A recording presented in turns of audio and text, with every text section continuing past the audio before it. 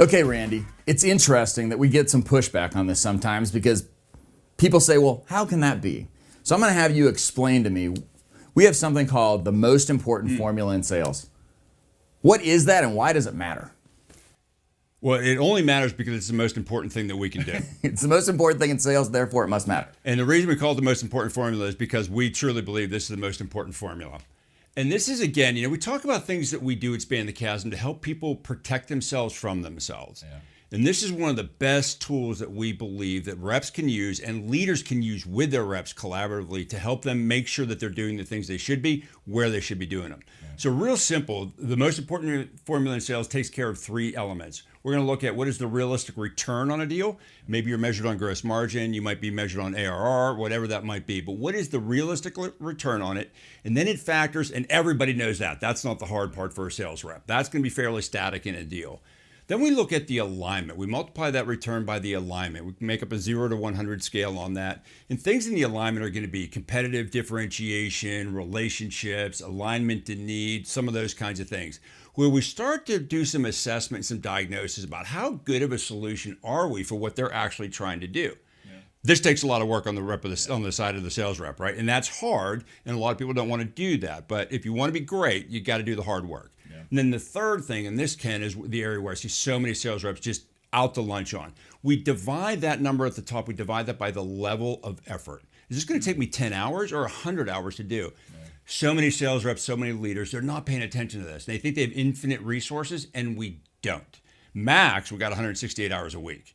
Realistically, we got 40 to 50 if you're going to really kind of push it. So by looking at those things, looking at the realistic reward, how big is this deal really? Realistic is a key word here. And then what is our alignment to that? Multiplying that by our alignment. Do we really belong here? And then dividing that by the level of effort. Is this a land war in Russia, or is this as simple as a right-handed layup? And being able to factor those things, we're going to get a number and be able to help us to be able to prioritize that against the other things. And this is a prioritization tool. Early in a sales process, let's find out if this is going to be a good net deal for us to pursue or a bad one. Big deals are not always the best deals. Sometimes a small deal that you have great alignment and you can spin it real quick is a better deal for you than a big one.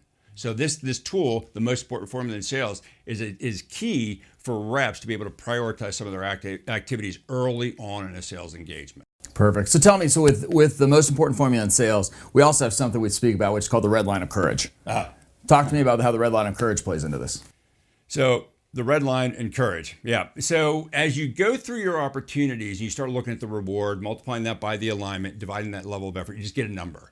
And as you look at your opportunities, you're going to see that you get a vast array of numbers. If you start monitoring this for a while, we just went for like 60 days, just look and learn. And then after a while, start adjusting your behavior, for another 60 days, start, spending less time with the low number opportunities, more time with the higher number of opportunities, independent of the revenue size. Yeah. And then after a while, you and your leader, I want to be clear here, you and your leader do not do this alone, but agree to a red line where at the very least you say, opportunities that have a MIFIS score of this or higher, I'm going to give my A+ effort to. And ones that are below that, I'm going to give my B- C+ effort. I'm going to service them, but not in the same way as the other ones, because the other ones are actually much, much better for us. Span the Chasm, we draw the red line of courage, and it's yes or no. Yeah. We don't deal with things that are below our red line of courage. But that takes a lot of courage. Yeah, it does. And I think, so one of the things that's interesting is what I'm hearing you say, so correct me if I'm wrong, but I'm hearing you say that it takes a very subjective process and turns it into something that's objective, and it removes some of the emotion. Would you agree with that, or? Love that. Yeah, remove some of the emotion, which then protects us from ourselves, because we might, get involved. Hey, they really like me, and it's a bad fit. Yeah. But it's still a bad fit. Still a bad fit. And it allows us to, I think, especially early on, because how many times have you gone through a deal review with a rep, and they were going to say it was going to close on September 30. And you go through the deal diagnostics, and you say, when did you know it was actually dead? Oh, back in April. Right. But you kept pushing on. Having a tool like this, we could have made a different decision in April, so we could have deprecated this importance and focused on something else so that our September would have looked a lot better.